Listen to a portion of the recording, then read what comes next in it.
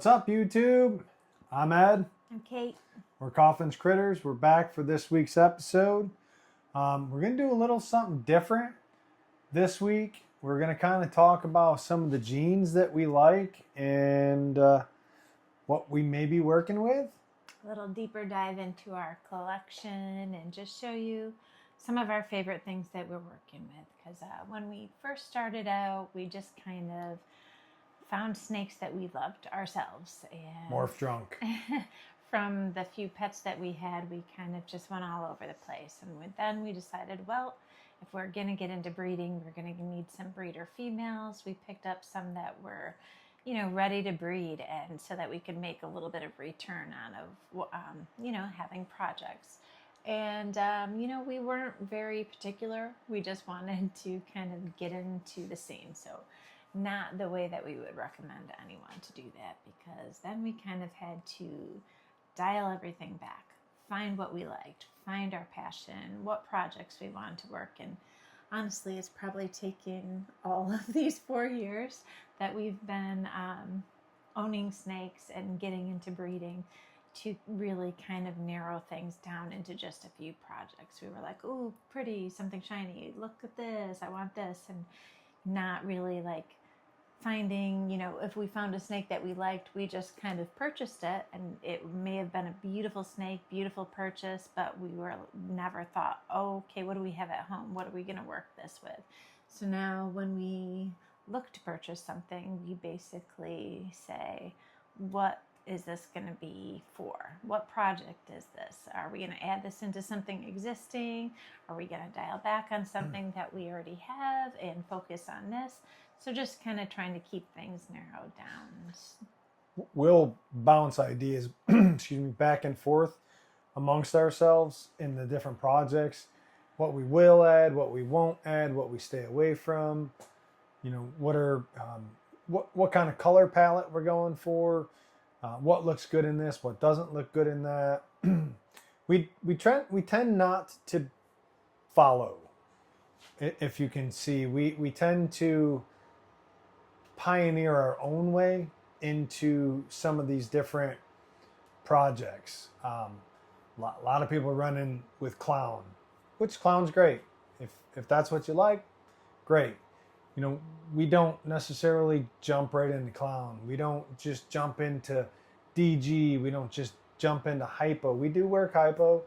And we do own clown, but it's not something that we're super focused on. Right. It might be something that we add into something that we are working on. The vision that we're looking for with that animal isn't just what looks great as a baby. It's what looks great as an adult. And what we would want to see on the table if we were looking for something. So, maybe, not necessarily what is hot on the market exactly right now, but something that we want to see, we think would be great to add to like what we're selling. Something we think that you would like, but most of all, something that we like. Because if you're not working what you like, why are you even doing this? Because regardless of what's in our racks, what's in your racks is important to y'all. Or if you're, just up and coming and don't have these types of racks, the ARS racks, if you've got the PVC or if you've got whatever you have and you're looking to breed, whatever's in your racks is important to you. And whatever you're looking to do with them, make that what you want. You're your best customer. At the end of the day, you're going to look for something that you want to produce to advance your own project. So we do see a lot, when we're looking around different Facebook pages, I'll see someone that has a snake and they're like, well, what do I put to this? What should I buy? And I think we probably ask people that too. Yeah. But ultimately it's like, well, what do you want the result to be? Are you looking to keep that same color? Are you looking to make it darker? Are you looking to make it lighter? Or do you want to add pattern to it? So you kind of just put all those into the mix when you're kind of looking to see what you want to do. Yeah, and we didn't follow the multi-packed, Codom jeans in with whatever. We wanted to, I exclusively wanted to understand what each different gene did when it's applied to this gene. or that gene to get the reactions, to understand what it was we were doing with the animal and what we were trying to make, the color palettes, the patterns, all of that. So this week we work one of a gene that's not really worked as much as I'd like to see it, because it's definitely a fantastic gene. Bob Vu is the founder of it, and it's Vudoo. Vudoo is a very, it's a granite gene, also a pattern interrupter with the granite, as well as a color enhancer. It can go dark, it can go light. We've seen that with some of what we've put it to. It's a fantastic gene. It has a lot of different expressions. It can be a very subtle expression, or it can be a blown out animal. If you're just getting into the projects of snakes in general, it's not something that you may recognize right off the bat. It's not something hugely visual, but we really like what it's done with certain morphs when we've added it into.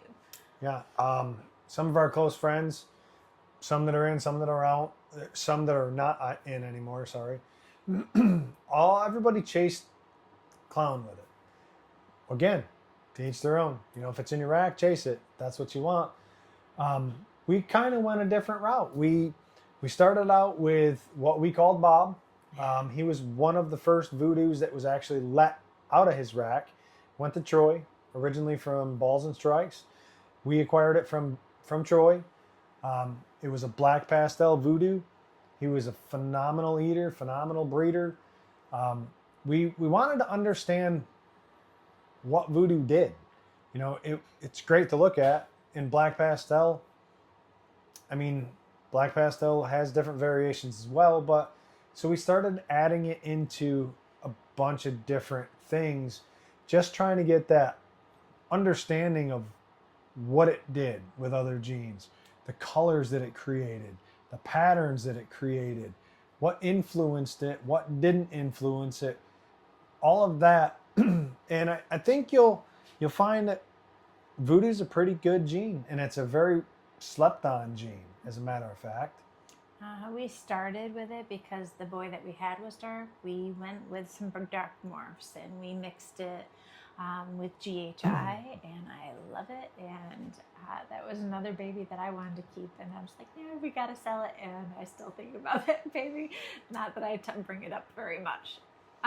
Whoever got that animal in Dallas about spun around to come get it, because it resembled a like midnight black Hayabusa Super Hurricane. It was an absolute phenomenal animal.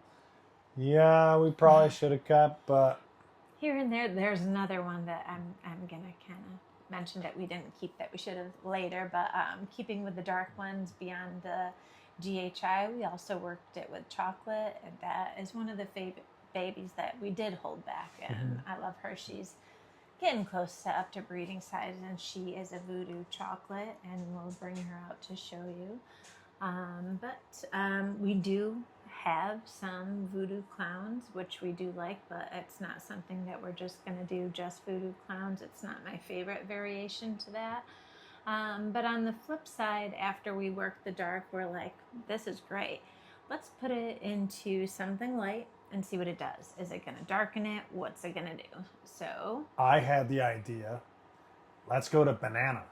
who doesn't like banana? Who doesn't love banana? It's good. Banana is probably the single best codom gene you can make. You can combo, you can combo that with anything, and it just looks awesome. It ages great. I mean, dark with banana looks great. Light with banana works great. As you all know, we work the Eternal Flame project, and we do darks, we do lights. I mean, we've done the YouTube and Instagram survey of what you liked, the dark versus the light. Kind of split down the middle, pretty much. I'm a light. Dark. Right, as you can see with our clothes. But we decided to go with banana. We put that black pastel Vudoo with a super banana. Bought the super banana specifically for that. I wanted everything to be banana. I wanted to see what Black Pastel and Voodoo did with banana, what Black Pastel did with the banana versus the Voodoo with banana. And let me tell you, we spun heads at some of the shows that well, it only lasted one show. It was the first a animals good off clutch, the table. good healthy eggs, but there was only Three. 3. I wish that had a bigger clutch because it did not do what we thought it was going to do. We thought that it was really going to darken it because everything we'd been working with it prior had been very dark. These Voodoo banana babies, that we had 2 of them. We had 2 Voodoo bananas and then a Black Pastel banana Voodoo, whom we kept. And some We'll of show y'all, you if you all her. follow us on our socials, can see her. I wasn't going to take any lip from Ed. That one was mine. It came out with a paradox, and that's my baby. So you see her often. We understand as husbands, especially prior military, we understand what hill we want to stand on to fight. I'm not fighting that. Yeah. So we'll take a little break here real quick, and we'll get some animals together, and we'll show y'all. Be right back. All right, we're back. This is the Voodoo Clown. Just Voodoo, just Clown. 2 copies of Clown, 1 copy of Voodoo. As we can see, the pattern is the granite. It's broke up. It does tend to try to spot or get that dorsal line, as you can see in the back. Not really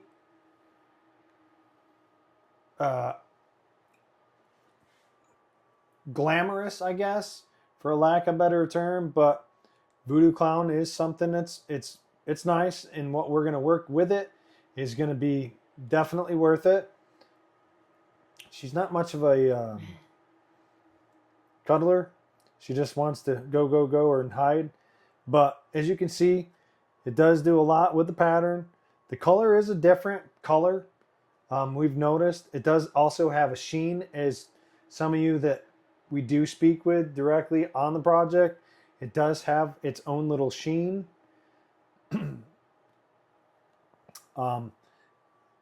This girl is almost ready to breed. I think she's close to 1,500 grams, somewhere around there.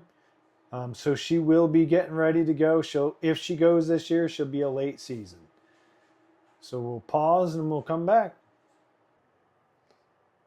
All right. So this one is a leopard Voodoo Clown. As you can see, that pattern getting disrupted from the leopard on its sides. It also has a different sheen to all those that we do speak of or speak to when it comes to the Voodoo projects. They establish a different color sheen to them. This one also has it. It's hard to tell with the camera, but it does in fact have a different color sheen to it. It's just such an awesome pattern disruptor. And Voodoo works very, very well with leopard. This now is not a very high expression leopard Voodoo Clown, but it is nonetheless the Voodoo. We kind of started with ones that are not like our extreme favorites in the collection as far as Voodoo goes. We thought we'd start out on, something that we like, and then move on to what we love. So we just pulled him out. He was going to our Super Banana Girl, because leopard Voodoo banana would be another really cool babies. And he's about 600-700 grams, but she's about 3,500 grams. So I think he's kind of intimidated.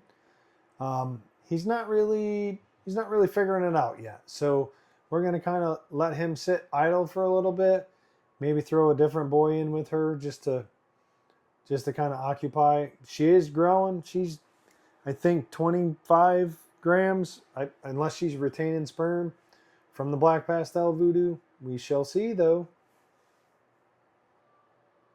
All right. This girl is a Voodoo Het Clown. You can see on the sides the granite type. You can see the dorsal striping. That's all indicative of the Vudoo gene. She's a little bit less flighty. She's a good girl. She's almost ready to breed as well. And now also on these Voodoos, I've noticed on certain interactions and certain expressions, there's what I call a blip. I didn't see it on this girl yet, but there are certain areas where it's just like a marking that should never be there. Kind of like that little circle, if you will, or a random finger that's not developed. The black pastel, Vudoo, bongo, high intensity OD girl that we created, if you go back in, or that we hatched out, sorry, if you go back in our socials and see, we called her Blip because she looked like an EKG strip. She was just absolutely phenomenal. She did go pretty quick, but you can see again on that dirty sides, dirty pattern, and she also has the sheen. That's a lot of how we can really quickly identify, even fresh out of the egg, that, yep, they're going to be Vudoo. All right, we're going to move along to another animal. All right. This is one that we held back from that original clutch when we did a black pastel Vudoo to a chocolate female. This girl was also one of those that just know when not to fight because we're not going to win with that one. She originally we thought, I get popping to sex, and it come out looking like I popped hemipenes, when in fact I only popped the scent glands, and this is a female. So her name was Sir because she demanded kind of a lot of attention from me in her own way and how she wanted to do things. So I said, yes, sir, we'll do it that way. So then we realized a female, and it's Sir Ma'am. She still kind of does what she wants, but as a baby, her head with the chocolate almost looked like cypress. It had like a caramel color to it, but her coloring is so pretty. Definitely has that coppery sheen to it. One of my favorites up until recently. Here's a Blip. Yep. Up until recently, she was one of our cover photos, but I believe kind of like that as well. But she's a little bit more flighty. She's not really. She's getting up to size, getting ready. Pretty excited about that. She's an excellent eater. Excuse if you're going to get motion sickness, because Kate's kind of... this girl, as you can see, the interaction with Vudoo and chocolate is just priceless. It's definitely one of those genes that we're going to continue with. We've talked around different interactions in which we're going to put her with. I have my ideas. Obviously, Kate has hers because it's... We don't agree ever, usually, on anything. But one of the other babies that we didn't hold back, but really well with the darker morphs again. And we've talked about GHI and we talked about chocolate. We actually had GHI chocolate Vudoo. Yep. That was really Another something really beautiful. I wouldn't mind seeing that again. But we're debating on what to do with her. She'll probably choose her own thing with her personality. She will let us know what she wants. It kind of looks like she's choosing violence right now. Yeah. If you keep moving forward. So that's Vudoo chocolate, and we're going to get ready to show you a couple more. Moving up in our I guess. Our preference. We have a blackhead Vudoo hypo male that's gonna be a banger animal. As you can see, all those that love blackhead say aye. You can see the disruption on a blackhead. Normally blackhead is a very blocky type alien head, and the Voodoo is a very powerful gene, and it's powering through that.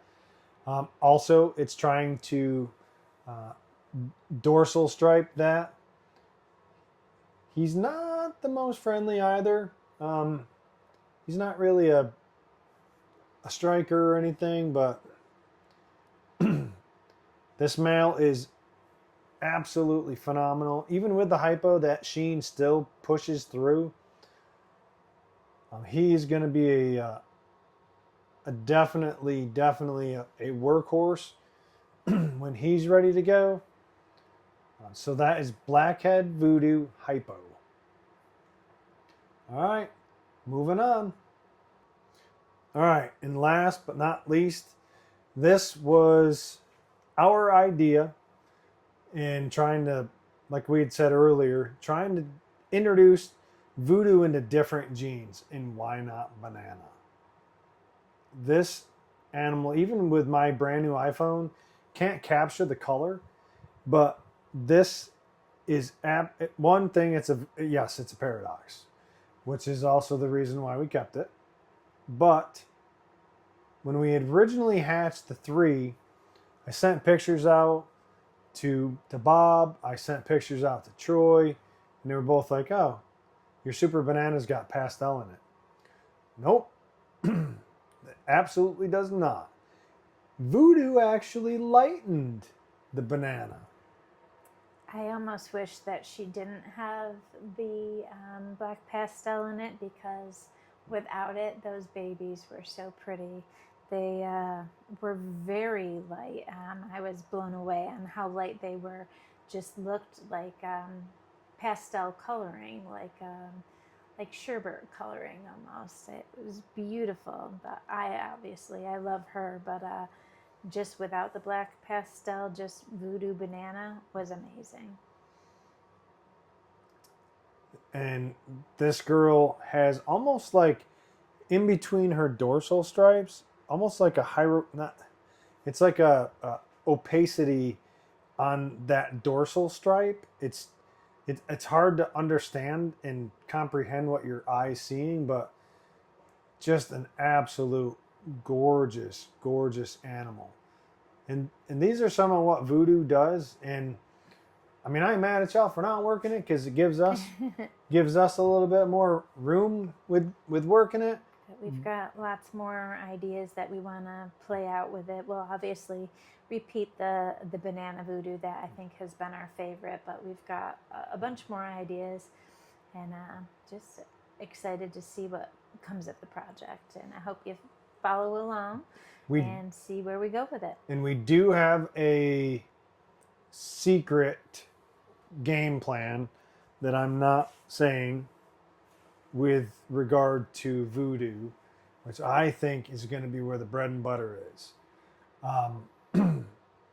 But you'll have to watch and see where we head with that, because that's not too far from happening. It could potentially happen this year. Yeah, probably the end of the year. Yep. So just make sure you watch. And again, we're on Instagram, we're on Facebook, we're on TikTok. TikTok not as much, but if y'all have any questions on here, please feel free to shoot us a question, shoot us a message, and we'll be back, and we'll see you later. Thank you.